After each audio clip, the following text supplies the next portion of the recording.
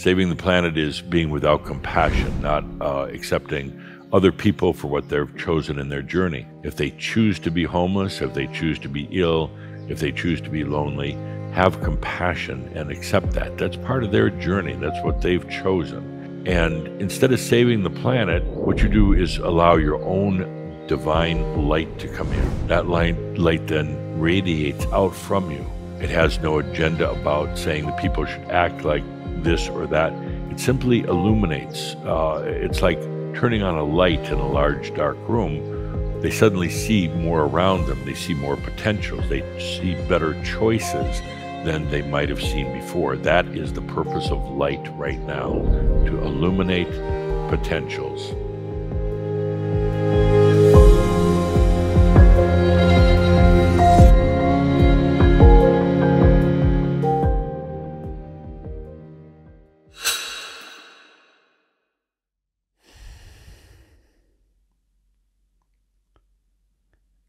Geoffrey Hoppe, welcome on Just Tap In. What are you most excited about right now in your life? Well, I'm excited to be here on the show with you. I really appreciate you asking us. I'm excited about the changes that are happening on the planet, even though it's a little crazy right now, but there's so much that's going on. It's hard to even keep up with it. I don't try to keep up with the little details, but just in general, what's happening. I think it's a time that's been prophesized for a long, long time, going back tens of thousands of years, if not more. And it's a time where people have been falsely prophesizing that it would happen a long time ago. It's happening right now. It's really the making of a whole new human species, and we're right in the midst of it. I'm excited because I was born in 1955, and I've seen a lot over the years. The kind of the whole love generation of the 60s, and then the computerization of the planet.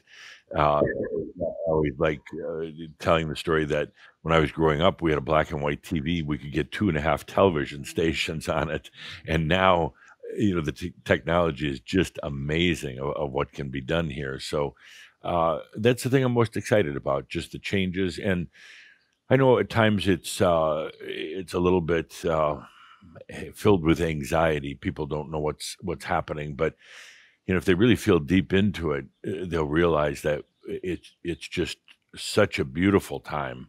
And Adamus says that it works out. I mean, we don't slide backwards. We don't go into an Atlantis downfall type of situation. But it's going to be a struggle for many getting there, because the light in consciousness are so big on the planet right now that it affects everyone. And it brings up all the junk and the old stuff for us to release, not to try to process, but for us to release. So that's what I'm excited about.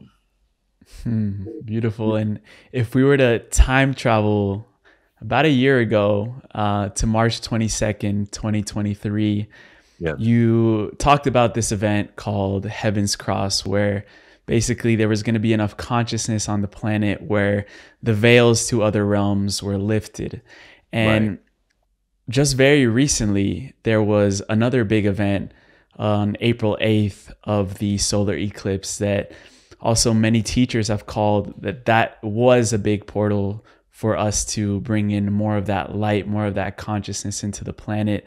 I'm really curious to know what you have felt into with these two major events and what is coming for humanity after the effects of these portals opening, essentially.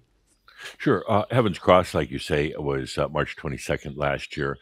And it was that time where the veil began to open up. And Adamus said prior to it and during it that most people would never even be aware of it, that it's a time when those who are ready can find it easier to accept their own divinity, their own light from the other realms. We're very multidimensional. We're not just a human in the physical body. At any given point, you're dreaming on many different levels. You exist in many different levels. Your divinity has been pretty much in the other realms, not so much accessible to yourself as a human here. Now that's opening up and that's changing. So it's not like suddenly a great big hammer drops on the planet and everybody's enlightened, but those who are ready for more light and more consciousness in their own life can have easier access to that. You don't need to just be in your nocturnal state to make those connections. You become very conscious of it in your everyday light. And a lot of people expected, volcanoes and tornadoes and angels and UFOs and everything coming down. It's very, very subtle, very, very subtle, but yet very beautiful. We're talking a lot right now in the work with Adamus about the new light, new consciousness on the planet, and in the groups that he's talked to lately, we really go into it. I mean, we feel that new light that's coming, or that's already here, and the number one overall reaction to it in people and their experiences is the subtlety of it. It's not like lightning bolts. It's extremely subtle. And so that Heaven's Cross helped that to open up, and it unfolds over years, over decades. It just ultimately means that you can bring in more of your consciousness, your light into this planet. And then hopefully others feel it, and at some point they go through their awakening and into their own mastery, into their own realization. But the thing I keep telling people is, don't expect the great big fireworks. It happens on such a beautiful but very, very subtle level. The solar eclipse that you talked about also was another part of that. And we're going to see some more things, not necessarily astrological, but other events that are happening that all kind of coincide with Heaven's Cross. And they'll just keep unfolding over time. That's happening on one level. On the other level, keep an eye on things like technology. For instance, artificial intelligence, just fascinating where you think that we've come in just a few short years. It's changing life right now. It's not just a fad. And I love playing with it in terms of like ChatGPT or Midjourney for doing artwork and things. I am blown away at not only what AI is able to produce, but your consciousness in relationship to your prompts. In other words, when you put something in, it's not just flat. It's not just AI reading the internet or something. There's a large degree of consciousness, your consciousness, that goes into it. And that's one of the things that we're talking more and more about at the Crimson Circle. So phenomenal times. Sorry for the long answer, but I get excited. Not at all. Me too. I get so excited with these things because, you even mentioned in our pre-chat how this was one of the most epic times that we're living through as a species and as a planet. And you mentioned once that during this time period, from the house of Archangel Gabriel, there was a call sent out. And I'm really curious to know, what was that call that was sent out? For a lot of the beings that are incarnated here on Earth right now, heard the call, but what was it about? It was really a call to awaken and a call to gather. And I refer now specifically to Crimson Circle. The Crimson Circle people call themselves Shaumbra. It's a term that goes back to the time of Yeshua or Jesus.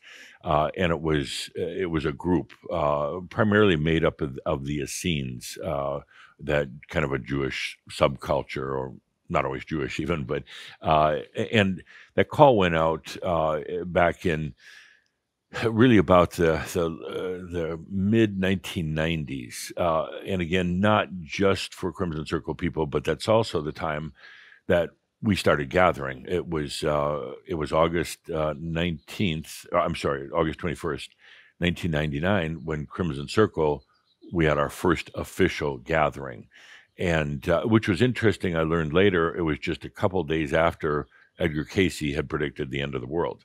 So it said the world continues to go on, and this call went out, and it was really kind of funny because Linda and I don't come from a metaphysical or religious background. We just kind of got into this, and it started to grow really fast. And I had another business that I was very consuming, and suddenly the Crimson Circle just started growing. It went viral, to the point where it went from about zero to 50,000, 100,000 viewers within a matter of months. So this call was heard by so many around the planet that ended up coming to the Crimson Circle, and so many have been part of it for all these years. Plus, we have a lot of new ones coming in right now. But it was really a time to say, okay, you're here to be a part of this group. It's not that there's nothing to join or anything like that. But it was more about, you're going to be going from awakening to realization or enlightenment.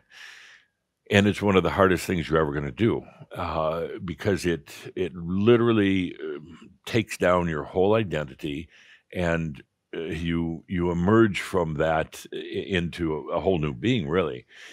So it was about having that camaraderie along the path. Everybody does it individually. There's no prescription for it. There's no, 10 easy ways to realization. But so many of us were walking that path together and sharing our stories, which are so important, and the ups and downs. It can be very, very lonely at times. It can be very challenging, a lot of dark nights of the soul. And it really gave a tremendous comfort to everybody. And basically what's happened with Crimson Circle over the years, it's become kind of a history of this group coming to their realization and sharing that wisdom and the insights and the stories with other people who come next. It's a tough path, but a beautiful one. Absolutely beautiful. Hmm. And from my understanding, this call was sent out because it was related to an event in Atlantean times, something regarding a headband or the technology that they were developing at that time. What do you know about that? It's all interrelated. Tobias and especially Adamus have talked a lot about Atlantis, particularly the end days, the end times, and said that this group was together in a place called the Temples of Tien, which would be located probably northeast of what's now Cuba. And that we went there because Atlantis was falling, because there were a lot of wars and fights, and a group of 144,000 met there and really worked on going to that next level of sovereignty, of divinity, and of also being able to really shift into kind of the next dimension somewhat, so as to not being seen. Atlantis finally fell, and they talk about going into underground, into the caves for a long, long time, because the surface of the earth was almost uninhabitable. But the benefit of going deep inside, literally into the caves, using crystals, which used to really contain a tremendous amount of energy to provide light and many other things. And then finally emerging out of that, roughly about 10,000 years ago, through the pyramids all around the world, Egypt, of course, but in other places, South America, Romania, China. And those pyramids were initially designed as the point of emergence back up onto the surface of the planet.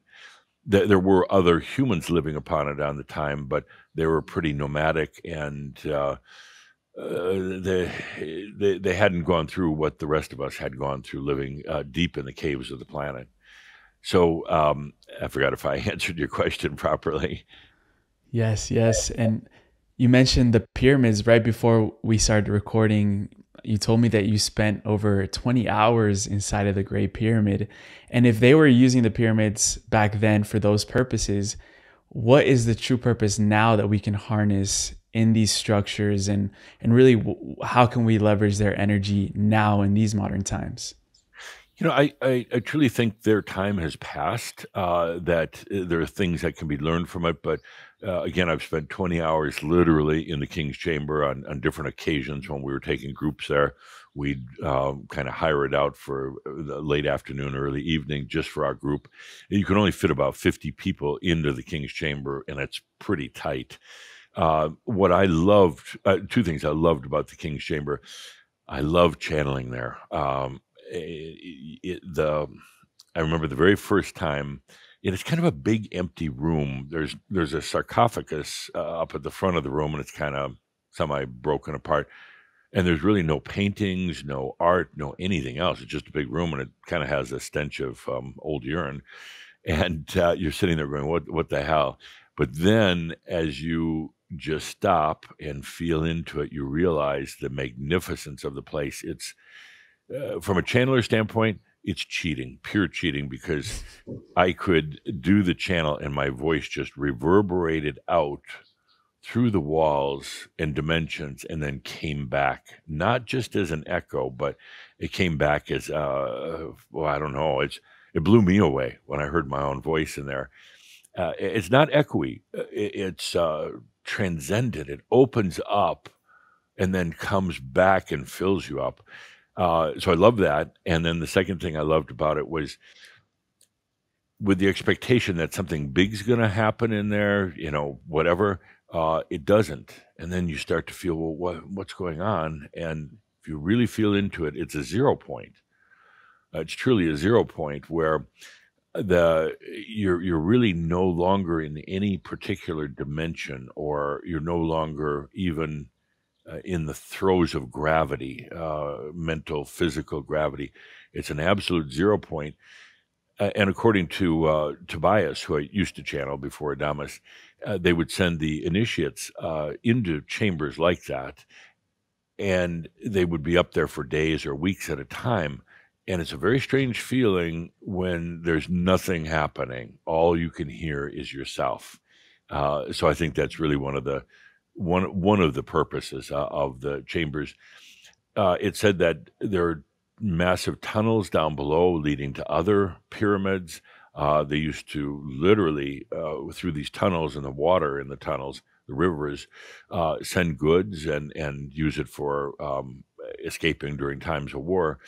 I think it was Tobias said that the pyramids are actually, according to history, about 5,000 years old. But he said no, they're at least 35,000 years old, and there are so many substructures to them that aren't revealed at this point. For one reason or the other, the Egyptologists don't want it or whatever. My guess is, and this was never said by Tobias or Adamus, but with what they could eventually discover under some of the pyramids would blow away the concepts of religion as we know it on the planet. And a lot of folks don't want that, whether it's the Christians or the Muslims or the Jews. They really don't want that. So it's been kept pretty much undercover. I don't know what it would be, but that's kind of my feeling, and pretty much what Adamus has said as well. Hopefully we'll begin to make more discoveries to come, but yes. Wars have been part of human history for as long as we know it. And you look at conquerors like Julius Caesar, Alexander the Great, Napoleon. One thing they all had in common was that they all spent a night inside of the Great Pyramid. And it's an interesting story because what happened after that night that they spent there, it's almost like their need to conquer the world, their need to prolong suffering out in the world diminished. Almost that was like a turning point for all of those conquerors, that they no longer wanted to conquer. Do you have a sense of what that could have been that changed their consciousness inside of the pyramid?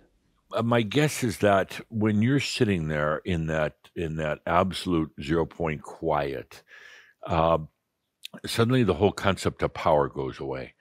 The fact that you need to get energy from outside of yourself, which leads ultimately to power.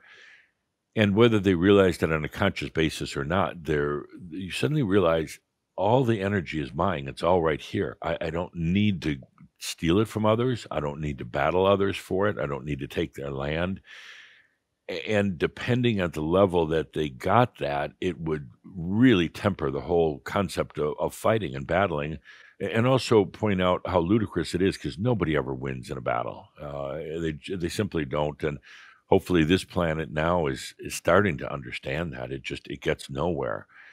Um, I'd read that Napoleon went into the king's chamber and spent some time there, and then he kind of went half crazy afterwards. So I was a little reluctant the first time I went in, but hey, I'm no Napoleon. Mm.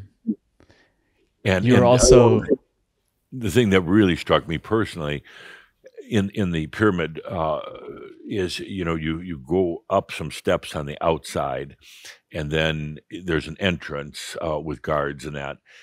And we were allowed to take our groups up there, of course. And it's real narrow on the inside. And then it even narrows more. And there's a point where you're literally on your hands and knees. You have to wear your backpack underneath you because you're crawling on your hands and knees. And it's a little claustrophobic. And then at some point, again, it opens up. But it's a long trek. It takes a good 20, 30 minutes to get up there. And then you suddenly come into this room, the king's chamber, and it's like, okay, where's the party? Where's all the artwork? And it's so barren, but that's also really what it's about ultimately. I love that you brought up this concept of power and how any pursuit of external power is just an illusion. And you were put to the task of, you've been channeling for over 23 years now. You're put to the task of putting all the teachings into 21 tenets called the Shaumbra realizations. The one that really stood out to me the most, and we can get into a couple of them as well, but number 7 is the master allows energy to serve them. Yes. And what does that have to do in the aspect of power and finding that from within? Really everything, because the common belief is that energy is out there somewhere. And people think of energy in terms of things like electricity or, those type of phenomena. And they think it's out there. And they get up in the morning and they think they have to get their little morsel of it, their fair share, which ultimately leads to a lot of energy stealing, a lot of battles and wars, a lot of people having what I call a just enough consciousness. You get just enough food, just enough money, just enough freedom to get by, but it's not really living. The master really understands that the energy is all theirs. It's not out there somewhere. It's all right here. I mean, not literally in your physical body, but it's all within. And that the energy is not there to teach you lessons, give you a hard time, try to shape or craft you into a different person. The energy is there to serve you. As simple as that sounds, it's one of the toughest things people have a time understanding. Energy is very, very literal, meaning that, if you think you're a schmuck and if you think you're not worthy, it will give you that because it doesn't care. It's all about the human experience. The energy doesn't belong to anybody else. Doesn't belong to a galactic federation or anybody. It's all yours. And going even deeper into it, Adamus gets into a lot of metaphysics, which I love. That's my favorite part. And he explains, for instance, what energy really is, which is kind of interesting because doing a little research, I realized people talk about energy. Physicists talk about it. Einstein has a pretty famous formula for it, but nobody really talks about what it is and where it comes from. Adamus says it's very simple. Energy is nothing but communication. Communication, it's the song of your soul.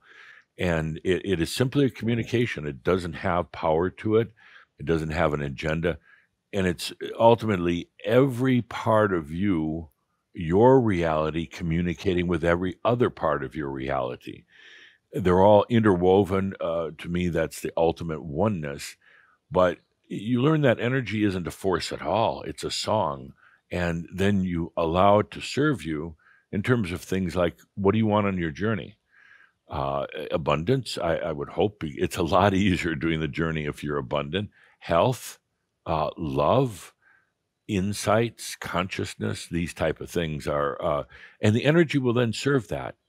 If you go around with a victim consciousness, and it's all everybody else's fault, and it's the deep state and the aliens and everything else, that's exactly what you're going to get from your energy. If you understand that the energy is yours and it can serve you however you want, like I personally choose, health and abundance and joy, and then it does that. So it's an incredible concept. And you mentioned the little thing we did, the 21 realizations. It's a distillation of all the years of wisdom, and it was so hard.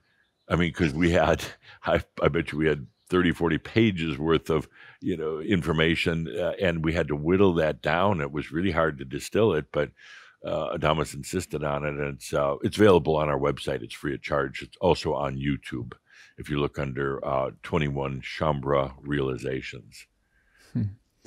Yeah, we'll link all of that because I really want people to see them because they're very, very profound. They go super deep. Another one that was like an aha moment for me, and I think for a lot of people it may benefit even hearing this, let alone explaining it, is number 16. If you have issues in your life, it's because you're still gaining something from them. Yes. Do you want to enlighten us with that one? Well, I remember the first time Adamus talked about it, long before even the booklet that we did. The first time he mentioned it, we had a live audience, and he was saying, if there's a problem in your life, it's because you still want it there. And oh my gosh, I thought people were going to boo him off the stage. And he's repeated it a number of times since then, but it's very, very true. It may sound lacking in compassion, but actually it's the ultimate of compassion. If you have a relationship issue in your life, for instance, and it doesn't seem to go away, you can't seem to work past it or through it, it's still doing something for you. You're still learning something from it or gaining something from it, whether it's about self-worth, whether it's about love, whether it's about your own sovereignty.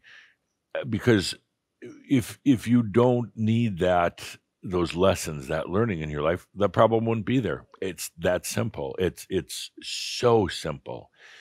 And you could look at any part of your life, health, for instance, and people say, "Oh, I have health problems, and therefore I can't fill in the blank." But it's often used as an excuse or a distraction, because if you weren't gaining something from that health issue, it simply wouldn't be there. And again, I've taken a lot of flack from something Adamus said, but there's so much wisdom in that. And you start looking at your own life, and you start thinking, well, I'm stuck and I can't get beyond this, and I'm having issues with that. Well, the thing to do is, instead of going and getting a lot of counseling, simply say, what am I still getting from that? What am I still deriving? And do I still need that? Am I ready to let go of it? And it's very, very transformational, incredibly transformational. Could we maybe provide an example for people of one of these things that sometimes may be a common issue for humanity, where Sure. it could even be a collective thing that we're still gaining in some ways from fighting each other, from having these wars or being in lack? Or what would be sort of a big example that you would provide for us? I'd probably use the example of abundance for it. This is a unique planet. You have to have a certain amount of abundance. You have to be able to eat, and for the most part, be able to drive a car, have a place to live. So it's a very, very common issue with people, and there's kind of a consciousness about it, even especially as you get into the spiritual communities, about the evil of money. A lot of that was perpetuated by the churches and other organizations, because they wanted you to give them your money. And so it's been going around for a long, long time. It's also tied into believing that energy is outside of you. So people walk around for lifetimes. They live for lifetimes with abundance issues, not allowing themselves to have abundance in their life, or having been brainwashed into thinking that you have to take care of everybody else first. And when everybody else is abundant, then it's okay for you. And that's simply not true. As a matter of fact, it's the opposite, because as a master, as a teacher in this new energy, you want to have a flow of abundance in your life. First of all, so that you can live a happy life. Secondly, so you become a good example for others. That doesn't mean you need to have private jets or yachts or anything like that. It simply means you don't have to worry about money anymore. It's always there. And this is a huge issue with mass consciousness right now. There are people that are in caste systems around the world that believe that they're supposed to be poor, that believe they're supposed to suffer. And ultimately, the lack of abundance is part of the whole suffering consciousness of the planet, that people believe that to get anywhere, you have to suffer. And it's simply not true. And that's one of the things that Adamus talks about a lot, and says we've got to break this old pattern of suffering on the planet. So back to the point, what are people deriving from the abundance issue? What they're still learning, and ultimately will learn about energy, that it's all within them. They'll ultimately learn that it's much better to be abundant in life. Abundant meaning you don't have to worry about paying the bills. You don't have to stress about it every month. It's not about driving 92 Rolls Royces or anything like that, as some gurus have done. It's just saying it's no longer an issue in my life. What I need, a home, a car that works, the ability to travel if I want, it's all right there. So in answer to your question, I think that's one of the biggest issues facing the planet. And we play games. We have the ones who have it and the ones who don't. A lot of ones that don't have it, and they end up living a life of just barely enough, and then they come back in the next lifetime and repeat the same pattern. It's relatively easy to change. It's just about changing your consciousness. It's not about positive affirmations or anything like that. It's just about changing your consciousness to allow your energy to bring abundance into your life, and then it's there. So that's an example that I would use. Beautiful, thank you. And you had a very interesting opportunity the year 1999 where an ascended master, Tobias, started coming through for you.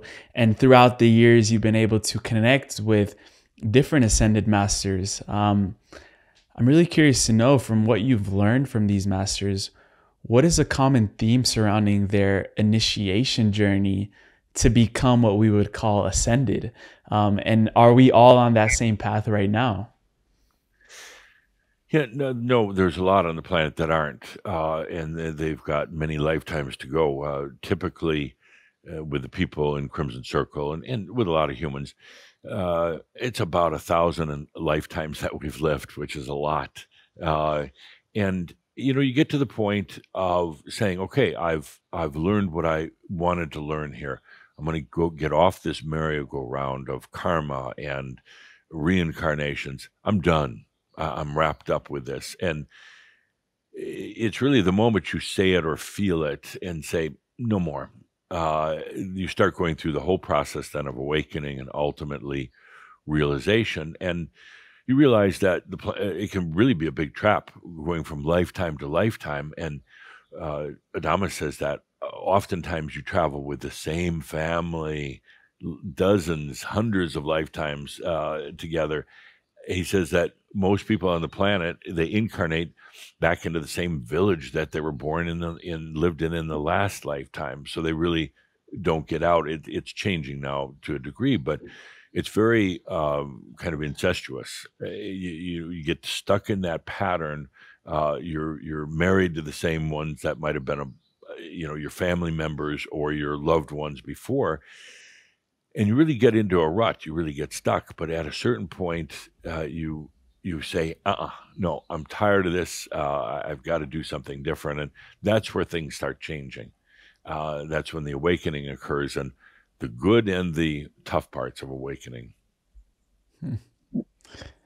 And the main teacher you're working with right now, Adamus Saint Germain, or Saint Germain, as he likes to be pronounced. How did that? So there was a switch over, basically. I think it was the year 2009, where Tobias said, "Peace out. I'm out. I'm gonna go live a lifetime down in Oregon or somewhere in the United States," and Adamus stepped in. What was that transition like for you, and the different energies that these two masters portrayed, and how you were feeling all of that?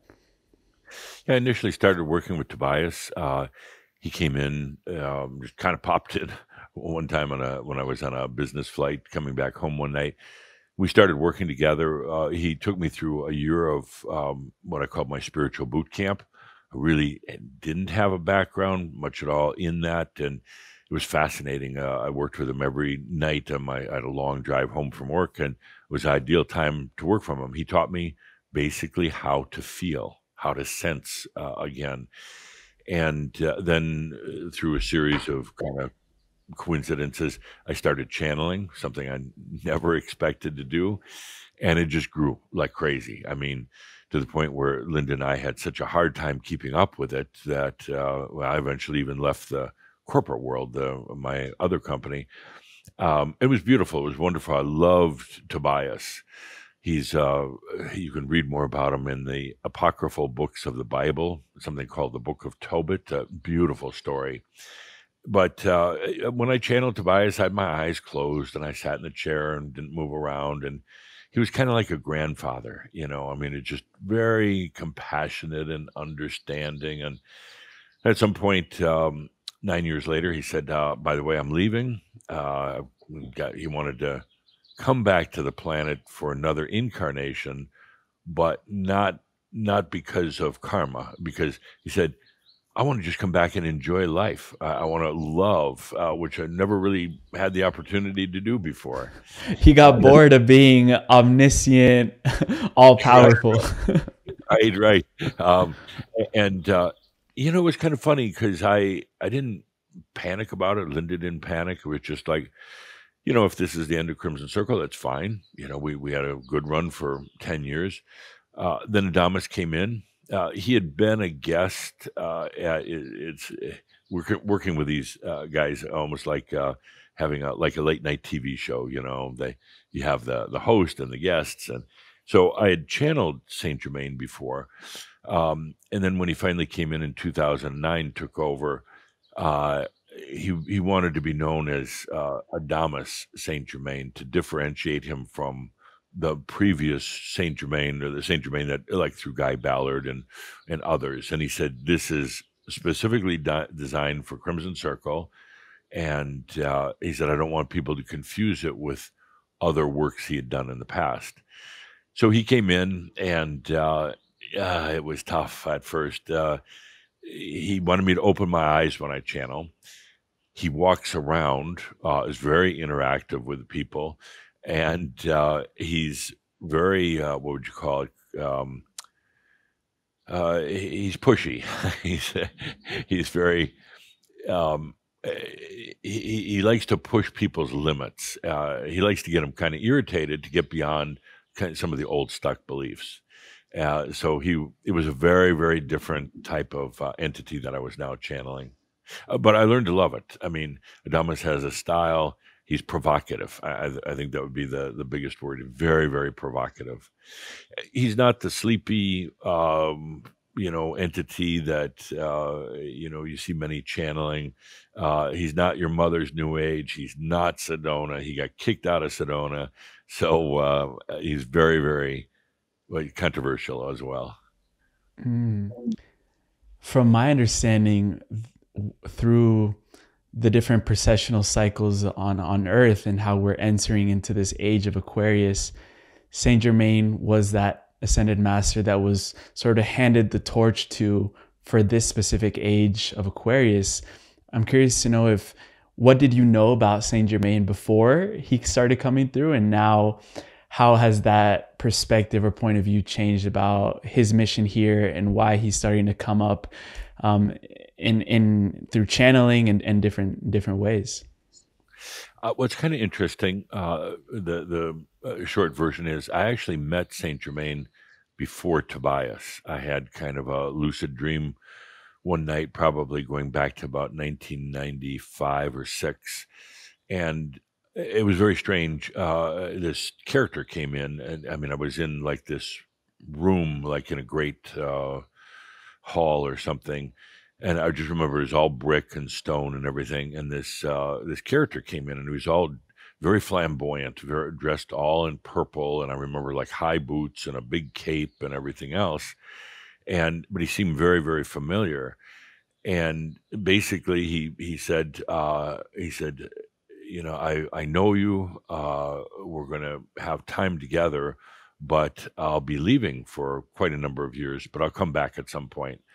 And it made no sense to me at all. Why would somebody come in to tell me that they're not going to be around? You know, but I learned later that I'd had a very close relationship with Saint Germain in past lifetimes in the mystery schools, and we'd worked together. And he's the one that literally trained me how to channel in past lifetimes. And he was just coming to say, okay, you're going to work with Tobias at first because you're familiar with him as your father in that lifetime of about 500 BC. You two have a very close relationship, and it'll be easier for you to channel Tobias initially than it would be for me to channel Adamus. But he eventually did come back, and I have tremendous respect for him.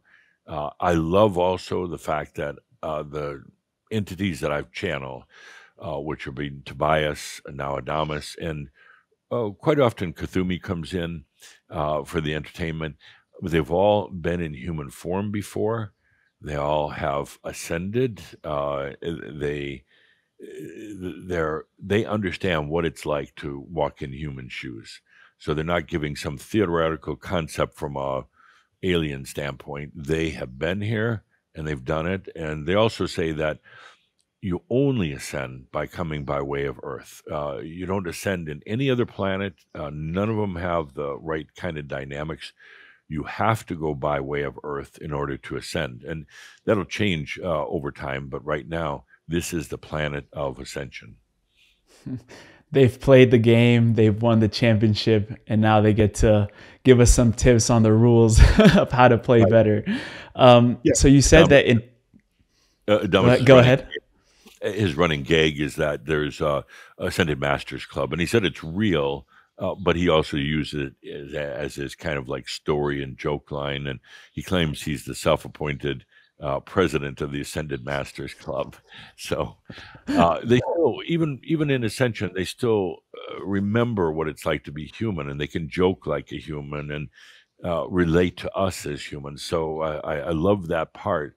Is it's very, very real from them. It's not just some lofty concepts from one who's never been here on Earth. And you said that Saint Germain was a teacher of yours in another lifetime where he taught you how to channel. And in this lifetime, because I know you said we're going to have an opportunity to bring Adamus through, what has your process been in channeling in this lifetime? And was it something that you just activated, remembered, or you had to sort of self-teach? I know Linda's a big part in helping you get into that state. So yeah, I'm really curious to know your process too.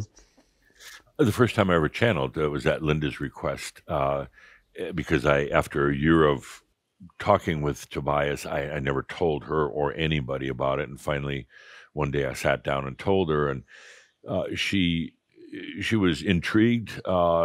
She was open to it, and she said, "Well, I'd like to talk to him." And it's like, I don't know how to do that. I talked to him inside here, and she said, "Well, we'll just sit down, and I'll start asking questions." So that was kind of the first channel, and it developed from there. I look back, and it just seems so awkward and rough and just awful. I was used to this very kind of a smooth way of communicating with Tobias, and to have to put it into words was tough. I just didn't want to have to find words for it, but I get used to it. And In the early days, there would be, you know, 20 people maybe. And even then I panicked. I had a lot of anxiety. And then over the years, it's grown and grown to, where we're in front of thousands of people. Uh, I don't go into a trance state. I find that connection with whether it's Adamus or whoever, it's more of just getting myself focused and then suddenly becoming aware of that connection point where we're merging together. And then I just breathe into that and allow it to come into my body. And then they don't talk in words. I'm not just repeating what Adamus is saying to me in words. They talk in energetic patterns. I have to very quickly translate it into human words. Back when I was channeling Tobias, a lot of times I got the words wrong, but he let it go. Adamus is pretty strict about using the proper word. He'll stop me once in a while and say, no, that's not right. But it's ultimately what I am is a translator, just like somebody translating from English to Spanish. I have to take the incoming energies and quickly put them into words. And now it's very, very natural, very easy to do for the most part, except when Adamus gets into the heavy physics. And it's way out of my pay grade to understand physics and that type of thing. So I have to really pay attention and really try to keep it in simple terms as well. I imagine you also have to like read up on books about physics just so you know what language and what words to use when he's explaining these topics. Oh, I actually try not to for the most part, because I believe that would skew me. So I try to remain open. Once in a while, I have to look something up. Well, when he started talking about dark energies, for instance, it's like, whoa, that sounds pretty dark, and I had to look that up and see what it was. Basically, it's reverse gravity that the physicists are aware of, but they haven't really identified what it is or how it actually works. But I do try to stay away from that for the most part because it can kind of distort my innocence, so to speak. I try to be very, very open with things. Yeah, I've heard that from many different channelers that they don't do a lot of external research just to keep their own channel very clear. Right. And if you feel comfortable, if you feel ready to bring Adamus through, we would love to hold space for him and get some of his wisdom as well into this conversation. You bet.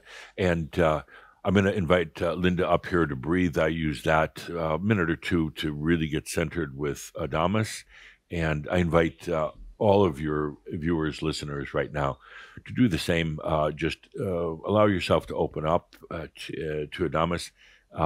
You're going to hear words, but ultimately there's a tremendous amount of energy transmission going on that's beyond words. So, beautiful. Come on up. It's on.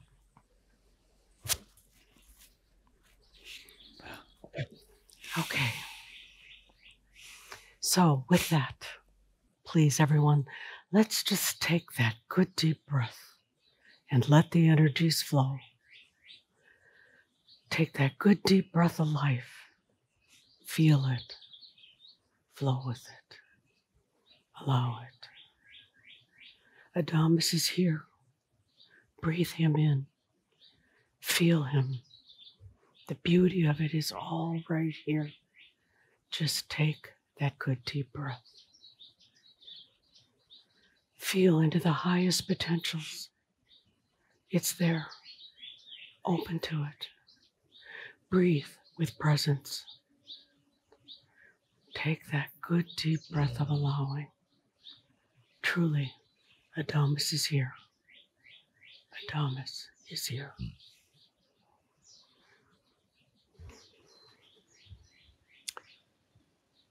I am that I am.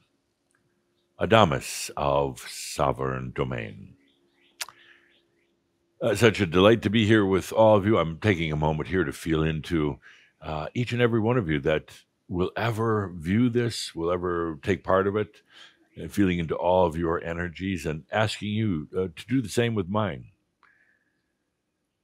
It's such a delight for me to be able to talk to you, work with you, share so many of the things that I learned in my lifetimes, and so many of the things that others around the world who I work with are learning as well.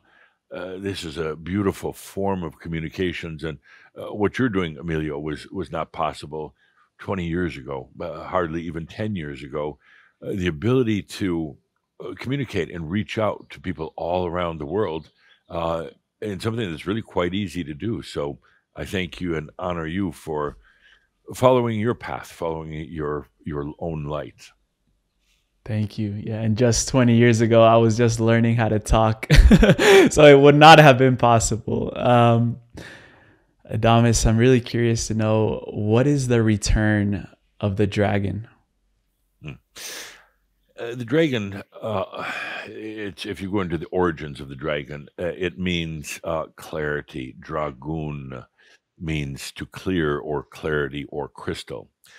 So the dragon is somewhat of a metaphor for that people use, as this fire-breathing animal, because that's the way it can feel at times when you're going through a very, very deep cleaning. It doesn't always feel good. The dragon comes in and does a lot of the cleaning for you.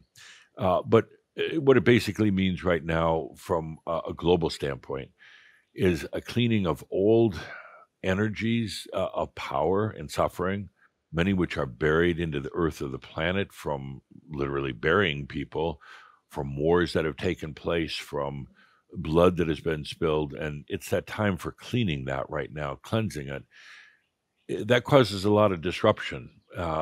Sometimes people would rather just not have any house cleaning, so to speak, just keep everything, nice as it is. But we can't any longer. There's too much light on the planet that's come in the past couple of years in particular. There's no going back now. There's no putting all this aside and pretending it's not happening. The planet is going through a huge transformation. Humanity itself is going into literally a new era, a new human era of biology, of thought and everything else. And with it comes the dragon who does the clearing. It also does it on an individual basis.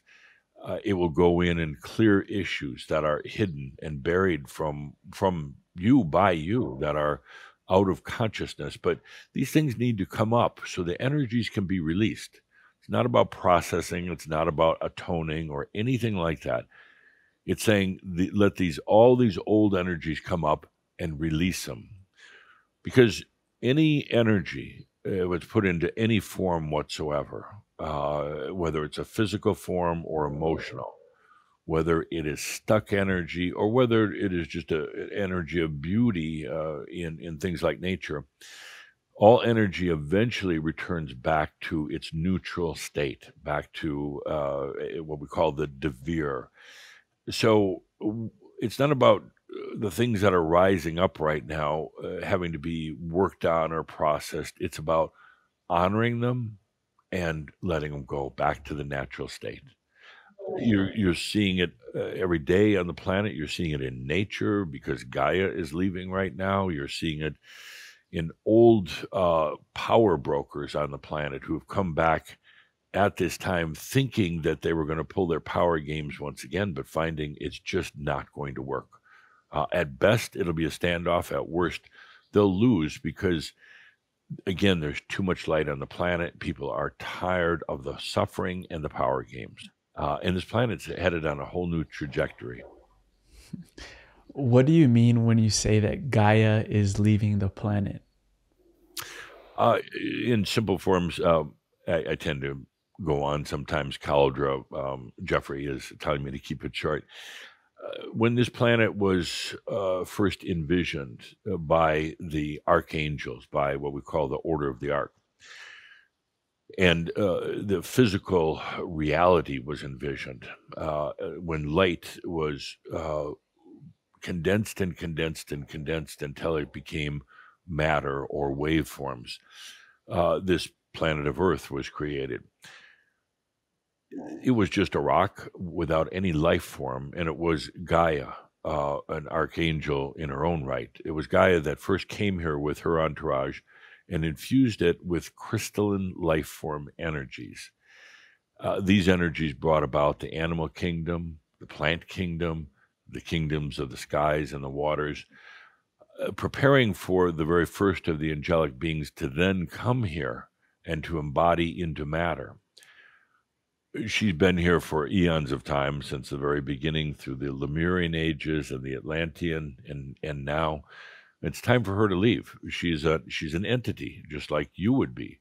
She's done her job here, and perhaps gone way too long in staying out of her love for the planet. But now she's leaving, and she's turning the planet over to humans. It's the humans' responsibility now, and that's why you're seeing all the attention focused on things like global climate change, species that are going extinct, new species that are being birthed. It's because of this epic time right now of shift on the planet. She's not leaving because she's pissed off. She's leaving because it's time now for humans to take that responsibility. And it's actually a very beautiful thing. It'll take at least another 20 years or perhaps longer for her to depart. She's not like packing up tomorrow and taking all the trees with her. It'll be a while as she goes through this cycle of leaving. Now, are we talking about humanity as like an oversoul when you say that they're going to be the next to really take care of this planet? Or because we've seen humanity throughout the years organize itself into very hierarchical systems where power structures are very top down, top bottom. How do you think the leadership will change or will need to change for humanity in order for this planet to really prosper? The best example I can give you is probably not a great example that people will understand, but I ask you to feel into it. Humanity is changing, and the way leadership works has to change as well. Humans are going to demand it. I often say that the leader of a country is based on the consciousness of its people. If you have a dictator, it's because of the consciousness of the people, not the dictator necessarily.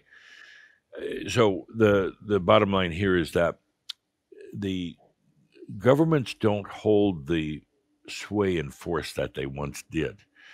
They've kind of backed themselves into a corner in terms of just being almost mindless regulators. They're no longer leaders. It's been a long time since there have been dynamic leaders on the planet that people can really look up to. And what you have now is a kind of a very bureaucratic government system without any inspiration whatsoever. The leaders are not also coming from religions at this point. Many people are questioning religions and the history of the religions as it becomes more and more known. So the actual leaders that are emerging right now are the business leaders. And I know many who are in this spiritual arena, they don't like business whatsoever. They think business is bad. Business is just a matter of balance. And what the planet is seeing right now is a whole new crop of business entrepreneurs and leaders that started coming in particularly the 70s and the 80s with the advent of technology. And then everything that came from that, leaders of businesses and ones who founded businesses that have consciousness, that understand it's not just about the bottom line. Companies that are only bottom line oriented will not survive. They'll squeeze money off the tree, but then the tree will die.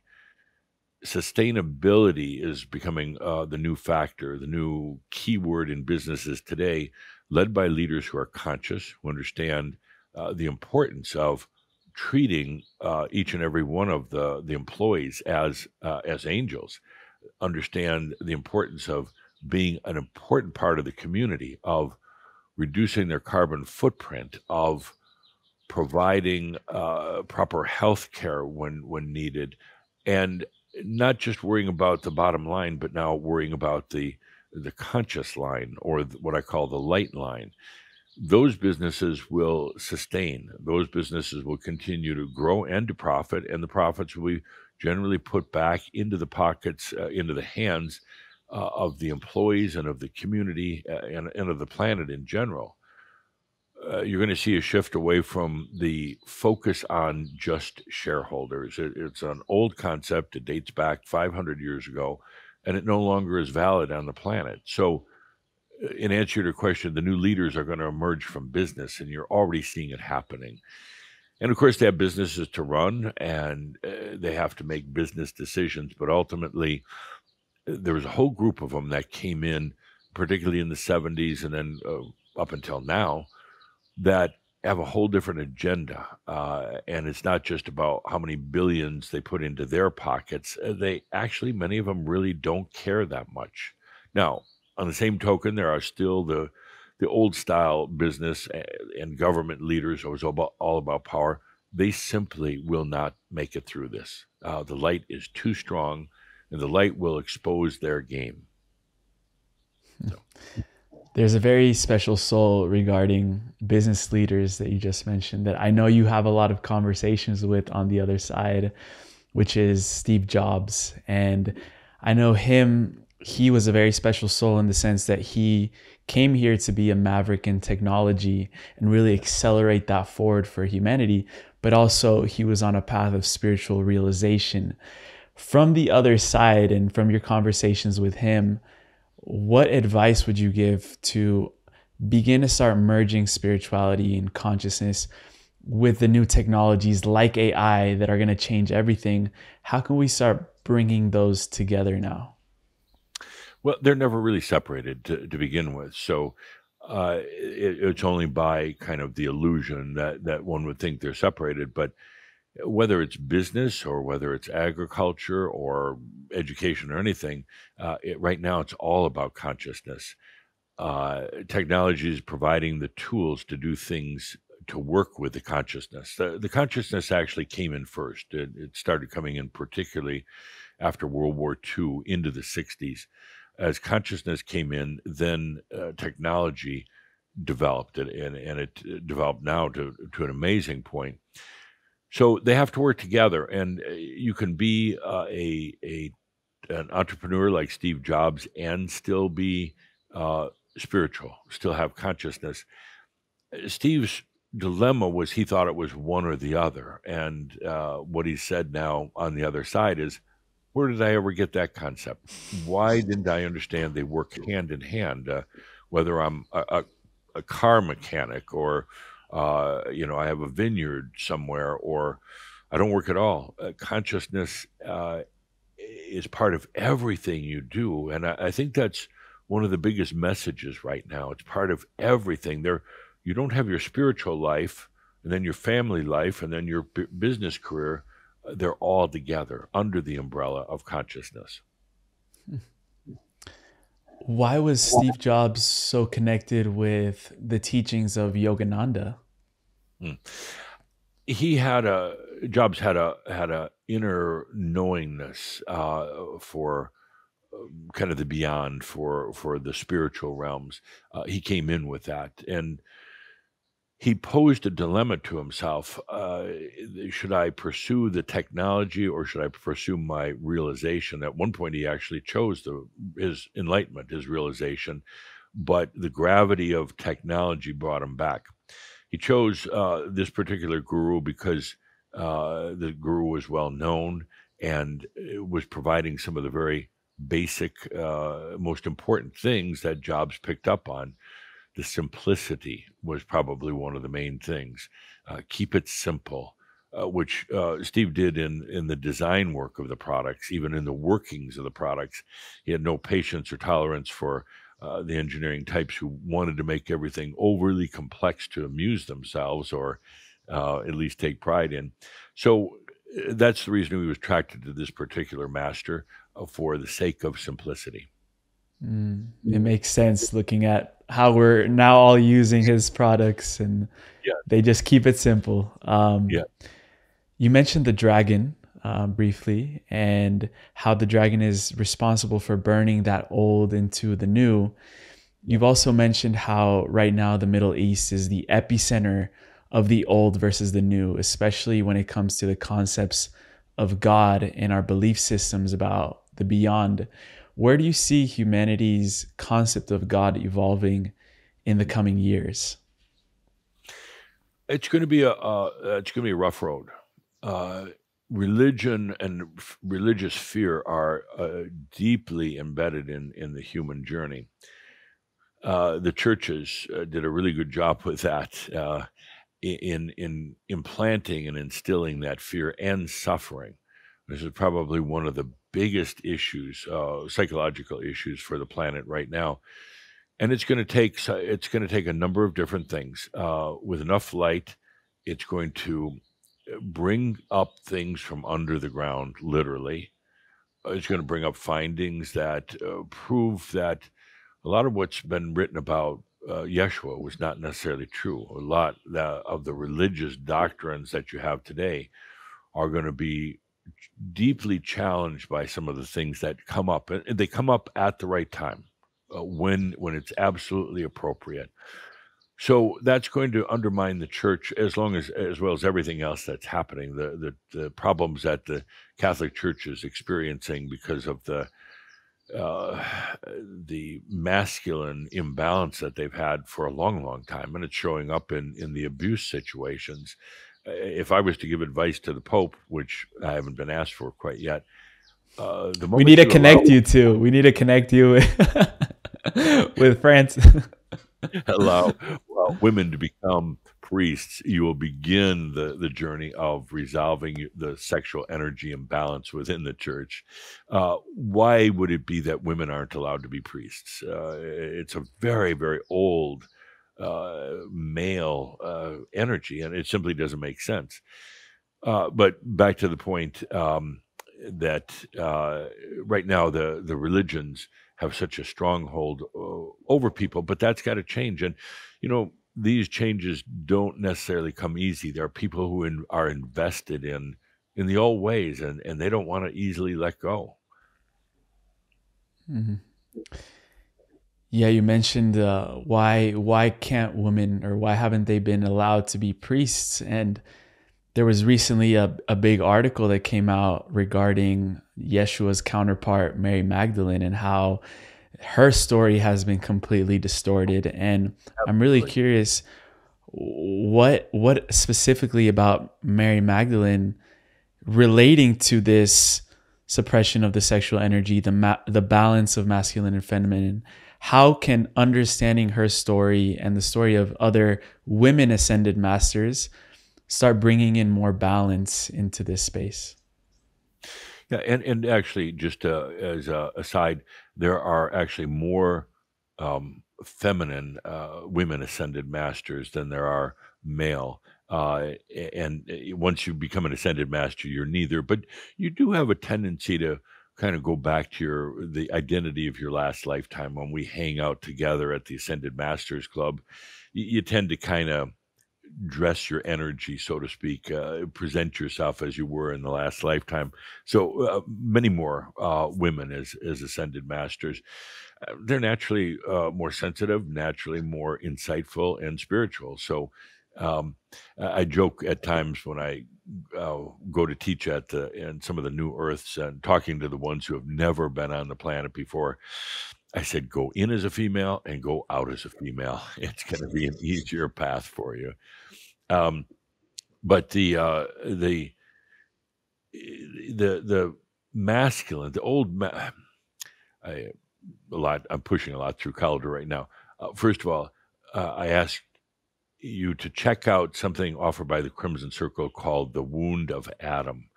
It talks about the masculine and feminine, the Isis and the Adam energies. Isis is the creative energy of the cosmos. But at one point, she turned a lot of her responsibility and authority over to Adam, the masculine energy. She didn't think she was doing a good job. And I'm saying this in kind of story-like way. She turned it over to Adam. Adam took it literally and said, okay, I'm here to serve you and to protect and defend you. I'll be the man from now on. I'll rule. I'll take care of things. And they just took it too far. So we're seeing a shift back right now into very much more balanced Adam and Isis energy. But ultimately, for the ones who go into realization, you no longer are masculine and feminine. You don't even identify that way anymore. You might have a man's body, but you don't identify as being just male. The masculine and feminine within marry each other. So that's what's happening all over the planet. You see it in, they call it gender confusion, or other terms I'm trying to pull up from Caldera because I'm not always aware of the latest terms you use, transgender and things like that. Gay. What you're seeing right now is a reorientation from the closely defined gender positions into now something much more fluid and actually much more balanced. And there's more and more of this happening on the planet every day, getting away from the stronghold of Adam. And Adam isn't resisting it, by the way. Adam understands it's time for balance. So that's one of the other of many big things happening on the planet. And you mentioned that you are teaching now at the New Earths, and there's over 200 New Earths being created now. Tell us a little bit more about that, because someone might be saying like, wait, there's another Earth. What is going on? So what are these New Earths that you're teaching at right now? There was this classic Earth, and it was a I don't want to say an experiment, but it was an experience. And initially, it was hard to find any angelic beings to come here because it is the gravitational forces of the density of potentially getting lost. But then it came a point where it was only on Earth that you could experience certain things that are not experienced in the other realms. I'll give you an example that might blow some people's minds, but in most other places of life force, whether it's in this galaxy or in this universe or others, there's no such known thing as friendship. It's on Earth that you have friendships. Now, it seems a little strange to some that you think you just hang out in these other alien planets, but there's very little thing known as friendship. Now, imagine now the value of friendship that you have here on this planet. It goes on for eternity. Love was first experienced here on this planet. Nowhere else. God knew nothing of love. The aliens had no concept of love. They come down here to probe humans. That's why they're here. They come to probe humans. Where is this thing called love? Does it exist in your toes, in your rear end, in your earlobe? Because they want it. But in order to really experience it and to ultimately know love with others and know love within yourself, you got to come here. So what this caused was a lot of angelic beings then wanting to come to the planet Earth. The planet can accommodate roughly 10 billion people, and that's it. So you have this huge potential influx of angelic beings, and grabbing the first space they can find, nudging each other out of the way every time a new baby is conceived to say, hey, I'm gonna get in there. But the priority, of course, is the ones who have been here before, going back to their same old families they've been with before. So ultimately, we created New Earths. And we created it with the beings who had been human, who knew something about the planet, knew about the joys of the planet. And we began constructing, designing these New Earths. The New Earths are woven with nature, because that is probably the number one thing that enlightened beings love about this planet. It's filled with nature, very similar to what you have here. There are other attributes I won't necessarily go into right now, but where these New Earths came in very handy was when the angelic families disbanded a couple of years ago, prior to Heaven's Cross, but only a year or two before that. There was no reason anymore for the 144,000 angelic families that existed, so they were disbanded. From there, many of them, of the angelic beings, went to the New Earths to begin learning and preparing to begin taking what had been discovered and learned here on Earth about oneself. Ultimately, the entire journey for any angelic being, what's the relationship between consciousness and energy? Or who am I? So now they go to the new Earths. They don't necessarily incarnate in physical form as you've done here, although some of them offer that. It's like going on a cruise or something, getting this package. Which new Earth do you want to go to? So much of the teachings there are done by human beings, particularly those who have more consciousness. They'll go there and teach the new ones about what it's like to be in a physical body, what it's like to eat, what it's like to have a job, what it's like to have a cubicle in your workspace. Pay your taxes. And to pay your taxes. No, seriously, they go into all this. And can you imagine how baffled these angelic beings are who have never been there? What are taxes? What is sex?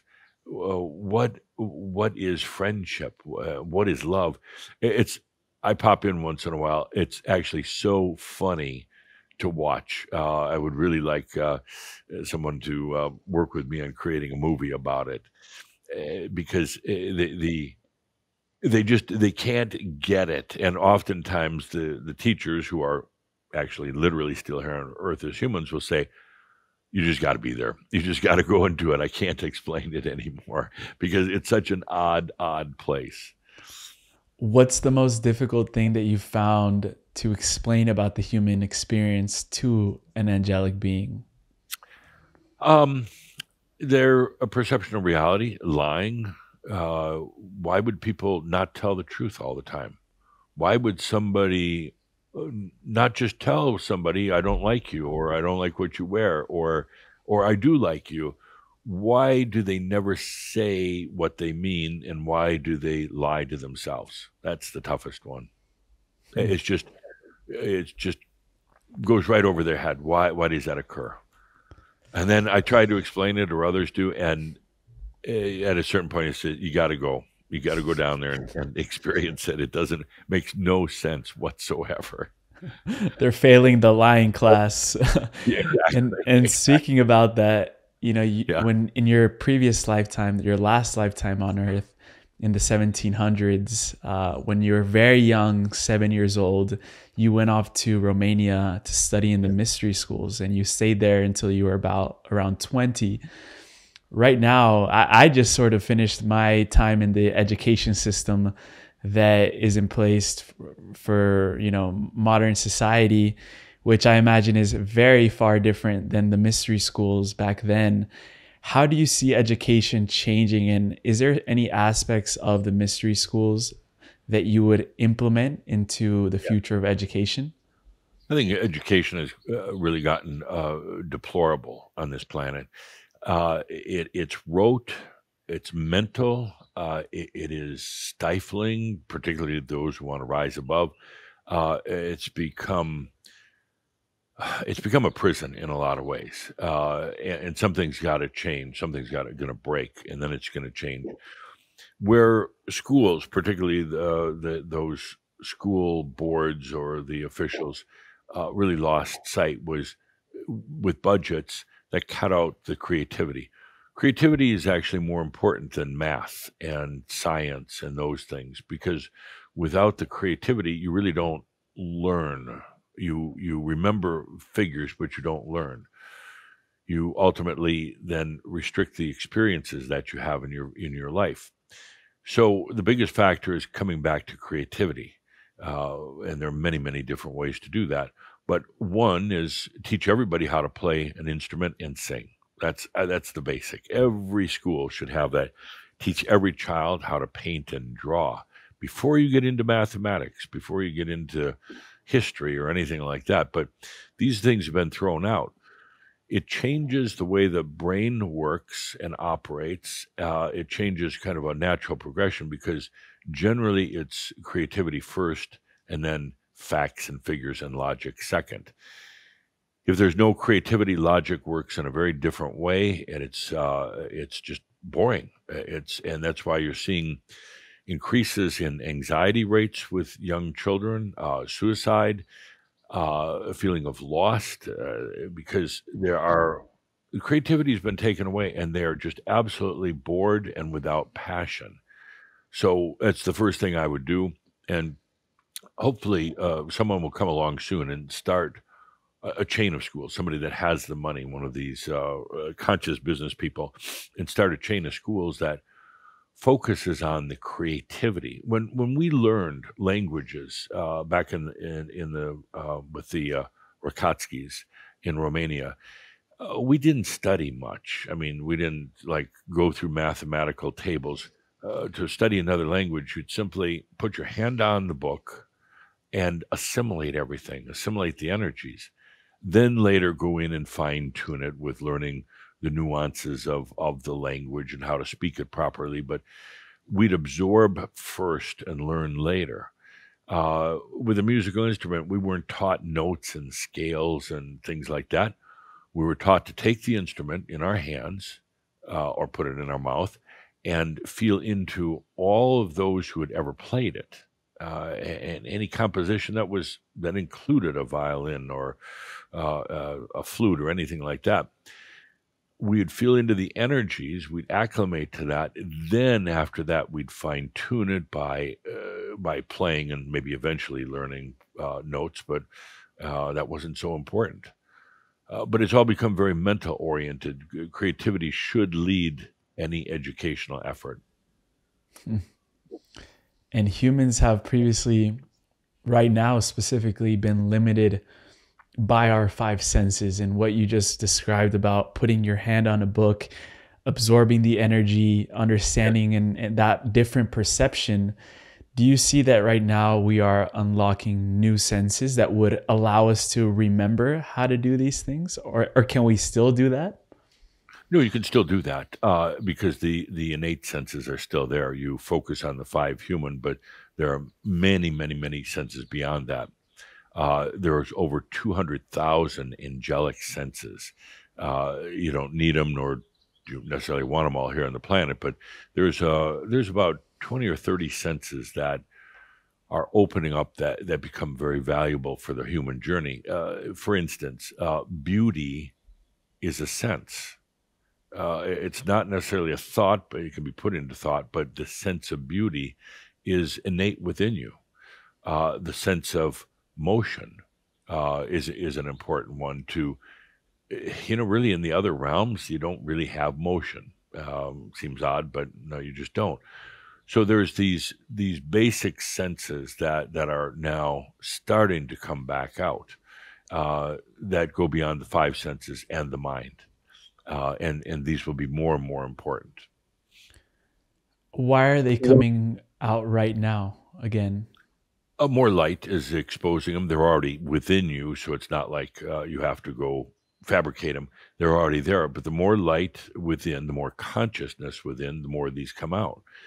And you realize you've always been using them to a degree, but never consciously. You've always been relying on a sense of knowingness, a sense of focus. Sense of focus is necessary.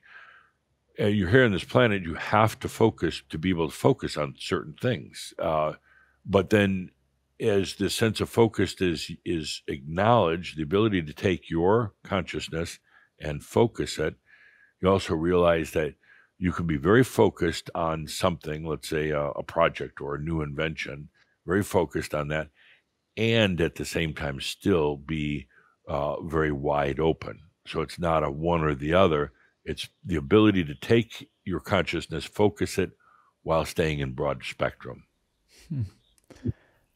That's beautiful. You know, right now previously you've talked about 2050 being the year of singularity. And when I look into that year, that's going to be a time when current younger generations are going to be stepping up into more leadership positions around the planet. What are you seeing now surrounding the young generations, and sort of what advice would you impart? You mentioned we're seeing a lot of people that are unmotivated, feeling a sense of not a lot of purpose. how would you activate again these younger generations to really step into their truest mission and their purpose in this life? They're lacking passion because they don't have the example or the leadership for it for the most part, and it's very tough on them because they realize that they came into this planet at an exceptional time, but then they're wondering, what am I supposed to be doing? And they don't want to do it the way their parents did it or other generations. So it's a tough one. Um, eh, what I would tell them is just hang on, just be patient. Things are changing rapidly, and your more intuitive ways of doing things are going to become accepted rather than rejected. They're very, very intuitive, very, very quick to learn. They don't want to go through and do it the old way at all. The other thing, and perhaps the most important, I would tell them, or just about anyone, the journey into realization is natural, totally natural. You don't really actually have to work at it. Be aware of it, be aware of what's going on and experience it. But the moment you start overstudying, overthinking, the moment you start thinking you have to do X number of minutes a day of meditation and X number of minutes a day of walking, and now you're regulated by your watch and telling you everything to do. You have to read certain books. You have to study the old mystics. You're going to get stuck. This whole journey to enlightenment is very, very natural. There's a natural unfolding that occurs, and you are only being asked to be aware of it and to experience it. But it takes a tremendous burden off to say, it's natural. I love what Kuthumi once said was, you're already enlightened. You're just now going back in time, figuring out or experiencing how you got there. And that experience of how you got there is totally up to you right now. Do you want to experience it through a lot of suffering like other masters have done? You want to experience it by going crazy like Kuthumi did before his realization? Or do you want to experience it in the beauty of nature, surrounded by people you love, with abundance and health? Totally up to you.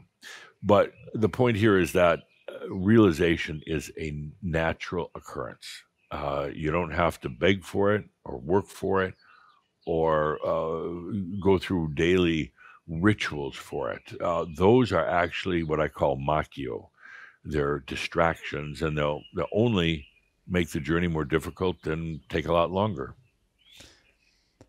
How was Saint Germain's path to realization? Did you have any big machios that you had to grapple with, or what was your breakthrough in your lifetime? I had it a little bit different, and it didn't just occur in one lifetime. But I tell a story, probably too often, of being in Atlantis, where I was just a little slave boy, waiting on handling the needs of those who had come to the temples of Tien. I was the one they called for water or food or towels or whatever. And really no consciousness or awareness, truly a little slave boy. I walked into one of the chambers one day where there was a large group of people. It wasn't meditation, it was more like they were transcending into another dimension through the sense of focus. I walked into the room by mistake. I shouldn't have been there, but I got so zapped or hit by those energies, it sent me into a story of what sent me into my own crystal prison for, I say, over 100,000 years. It sent me into kind of an enclosure, and I wasn't anywhere in particular. I wasn't back in Atlantis. I wasn't in the other realms. I was just floating in my own little crystal prison. I tried everything to get out, begged and screamed, and nobody heard me, of course.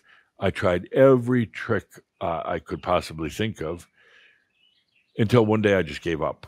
And it's like, I am trapped in here forever, for eternity. And then it occurred to me in that moment of surrender that, hang on a second, those others didn't put me in here. I happened to walk into a place in the wrong time. They didn't put me in here. It's not a spell or a curse. I got myself in here. And if I could get myself out, or in, I could get myself out. And in that moment, I was out. I promised myself at that point that I would come back for other lifetimes on Earth, although didn't really need to teach freedom. And that's what I've been doing in all my lifetimes since. So you could say I was enlightened all the way along. Times I was more aware of it than other times. I was choosing my lifetimes as ways to teach, to come back and work with others about their own freedom. I don't want to see anybody else get trapped in any type of prison like that. I guess that begs the question, what is freedom for you? Freedom is sovereignty. When you realize that all the energy is yours, it doesn't belong to anyone else, and that's a big one. You look out and you think that, well, we all share an energy field. You don't. Everything that you perceive is your own energy, and that is also sovereignty. There is not a ubiquitous oneness. We are all one. No, you are your own one. You have many facets of yourself. Ultimately, they're your own oneness, but we as angelic beings, as sovereign beings, we're not all one. That would defeat the whole purpose. Certain things like that, which become paramount, which become the primary metaphysics, and things like you were referring to before with the 21 Shaumbra realizations are some of the very key points in that. Adamus, we end every show, or in this segment, we can finalize with just 3 rapid questions that I would love to ask you. The first one is, what is the way? The way is something that started in primarily the time of the Essenes, right before Yeshua, following the way from your humanness now to your realization. The way is private and personal, very intense and very deep, but along the way you meet many other beings of kindred spirit, ones that you develop friendships and love for that endure through all times. And what is the difference between saving the planet and adding our light to the planet? Saving the planet is being without compassion, not accepting other people for what they've chosen in their journey. If they choose to be homeless, if they choose to be ill, if they choose to be lonely, have compassion and accept that. That's part of their journey. That's what they've chosen. So that's so many who want to save they actually want to inflict their agenda on other people. So the ultimate thing is about having compassion for them. And instead of saving the planet, what you do is allow your own divine light to come in. That light then radiates out from you. It has no agenda about saying the people should act like this or that. It simply illuminates. It's like turning on a light in a large dark room. They suddenly see more around them. They see more potentials. They see better choices than they might have seen before. That is the purpose of light right now, to illuminate potentials. Thank you. And the last question I have for you is, why is our greatest fear our own power? It's been abused and misused in the past. There were wars that took place long before this planet ever existed, and then they ended up coming here. You've seen what power can do. You've seen how it can harm others and ultimately yourself. So many who were in positions of leadership and power in the past then gave it up, but they went and hid. They were afraid of their own power. Ultimately, you realize it's not power. It's simply light. It's simply consciousness. Power is something that is actually an illusion, and that was used when you thought that energy was outside of you. Once you realize it's all there, there's no need for any power anymore. you realize it's just your light or your consciousness. Beautiful. Adamus, thank you so much for assisting us in this time. And we really receive all your wisdom, all your teachings. It's an honor, a pleasure. And I appreciate you so much. Sending a lot of love. With that, I thank you, Emilio, for following your path, your way in this lifetime. And there's times where it's going to be challenging, but I know you have surrounded yourself with very, very good entities and angelic friends that will help you see through each and every one of those. So with that, I am Adamus of Sovereign Domain. Thank you. Thank you.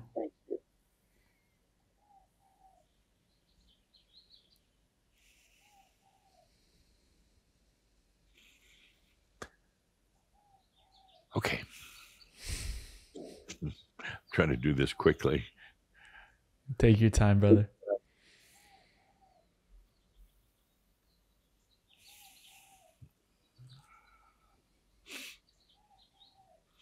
Okay.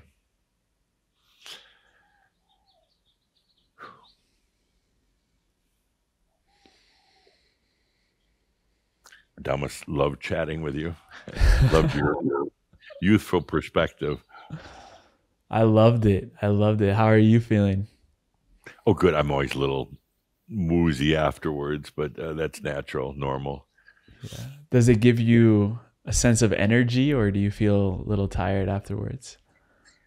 It's a little bit of both, oddly. I don't want to do anything right now that would cause me to have to think. I don't want to do office work or anything like that. But I have the energy that I'd love to go work out in the yard. It's a beautiful sunny day here, and I love working out in the yard. So I have the energy for that, but like to think things through, like, nah. To have to go into a meeting right now or something I wouldn't be happy about. Then I'll ask you, do you feel that this is your last lifetime here on Earth? Not just feel it, I know it. Yeah. And it's not a negative thing. It's like, okay, it's all wrapped up. No need to come back. No desire to come back. It's been a good life, but yeah. No, I'd rather just finish her up and move on. And this might be a funny story about Adamus, but I'm curious, how did he get kicked out of Sedona?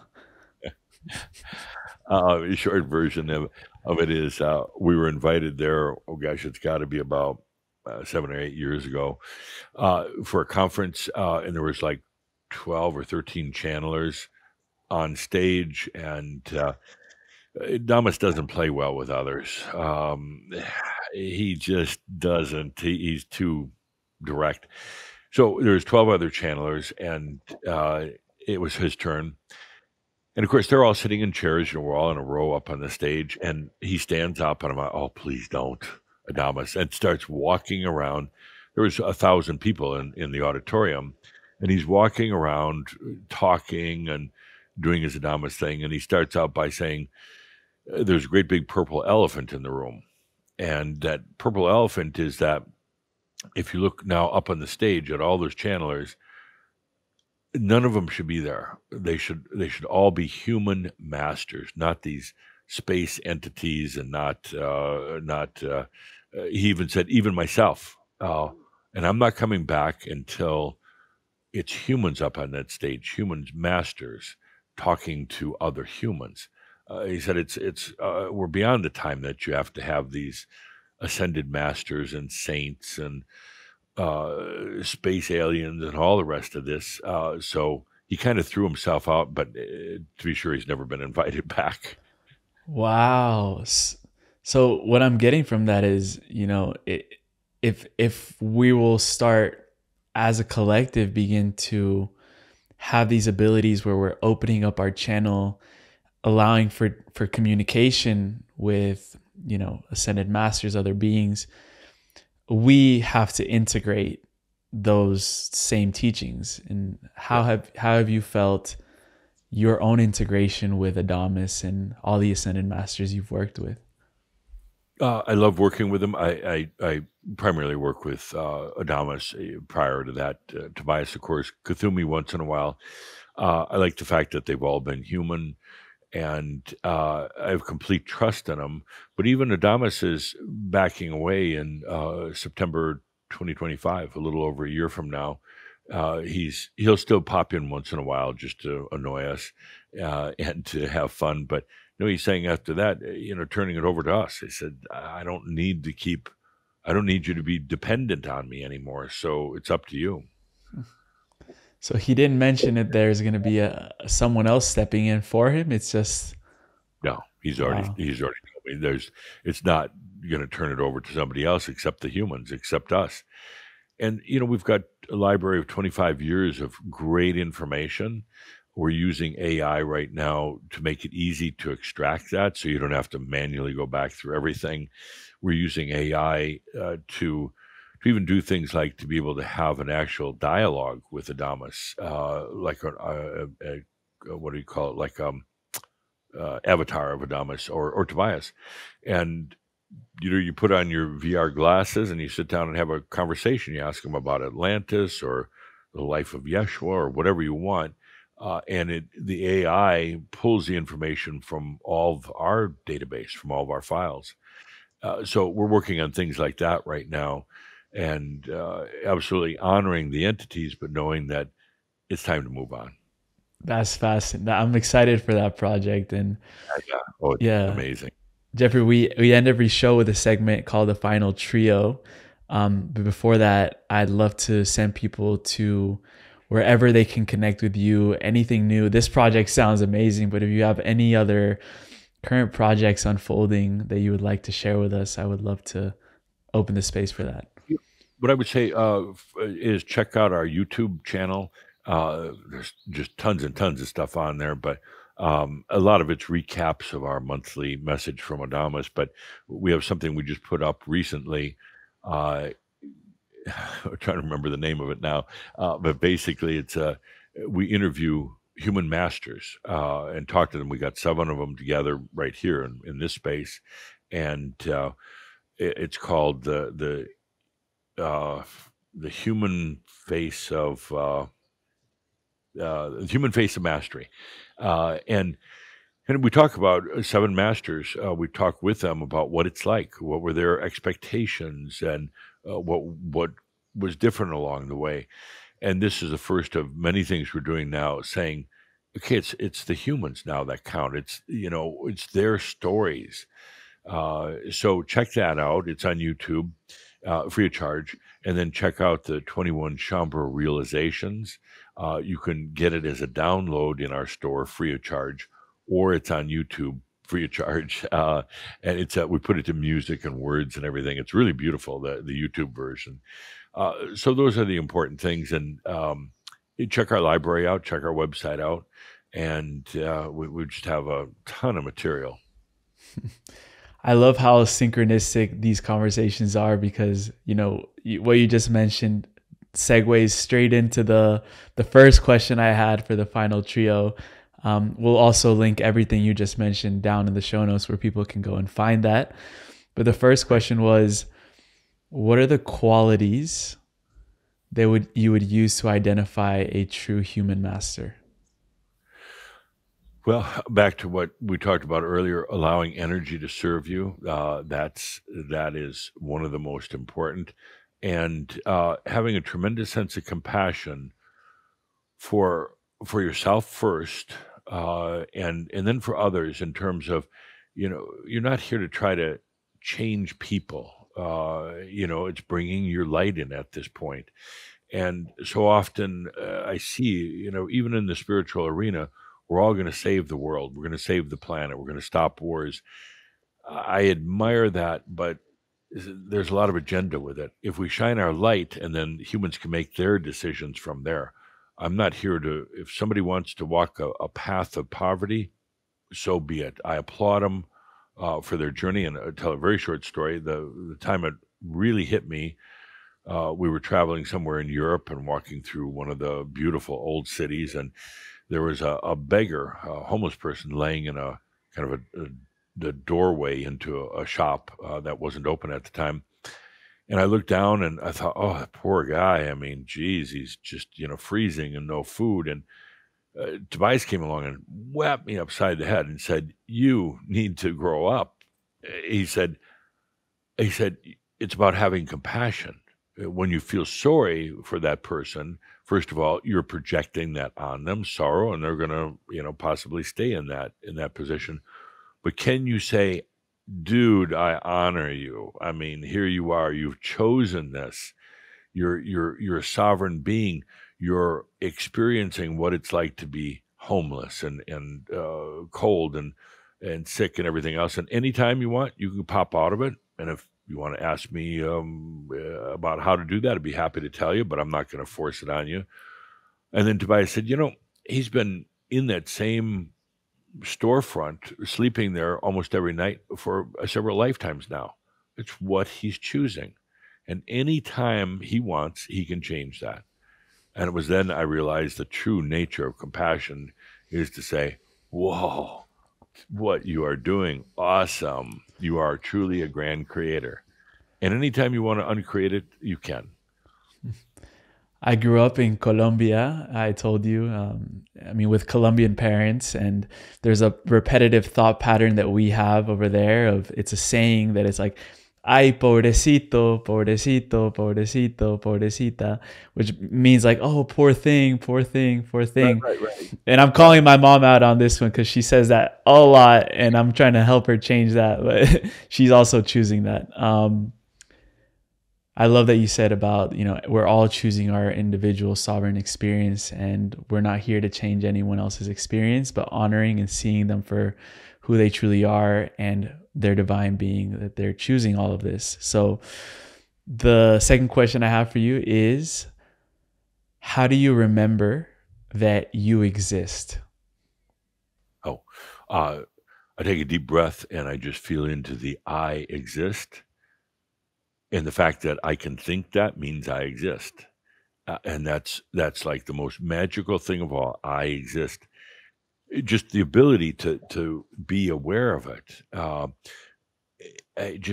it goes on and on. Adamus says that, you never didn't exist and you always will exist.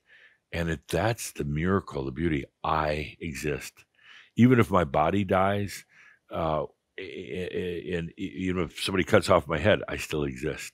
And that's to me the most miraculous of anything. I exist, and there's nothing beyond that. In other words, there's no God that's going to put me out of existence. There's nothing other than I exist. That's also another thing we're changing, that there's no angry or punishing God out there. It's pure love. Yeah. This last question we ask at the end of every show, Geoffrey, and I would love to, hopefully it's not the last question. I would love to continue our chats. But we call this the time capsule question. And it requires us to look out and travel a little bit out into the future, around 15, 20 years, around the singularity event. And that is going to be a time where the young generations of today are going to be stepping into more leadership positions around the world. And you were given the opportunity to create your own time capsule for these leaders, so that when they get to that point, that they are heading into what we're creating as a new earth here, they're going to need a lot of guidance. They're going to need some wisdom from teachers. What would you leave behind in this time capsule for the leaders of tomorrow? It could be anywhere from something physical, a book, a teaching. It could be non-physical. It could be just a phrase, a vibration, really whatever your imagination wants to include. There's no limitations on this. What would you leave behind in your time capsule? It'd probably be a physical thing, more tangible. It's a book that we put out years ago. I think it's out of print now. And it was about, I don't know, 150, 200 pages or something like that. But there was only print on one page as you open the cover, and it was right there, 4 words, "You are God also." And the rest was blank. It was for you to fill in with your stories, your experiences, but the understanding you are God also. Particularly that far into the future, I think they would really kind of understand it. I love that, Geoffrey. Thank you so much for this connection, for creating the time, the space, holding space for Adamus, which I know that must be a lot of energy coming through. You are a way shower. You are a pioneer. Thank you so much for just the work that you're doing. And Linda, the whole team, for also supporting this mission and holding space for everything that is unfolding around you and with the Ascended Masters. So much love, and I hope to do this again. Great. Thank you so much. Appreciate your show and everything you're doing. And hope our paths cross physically sometime soon. I hope so too. Let's make it happen. Thank you, Emilio. Appreciate it.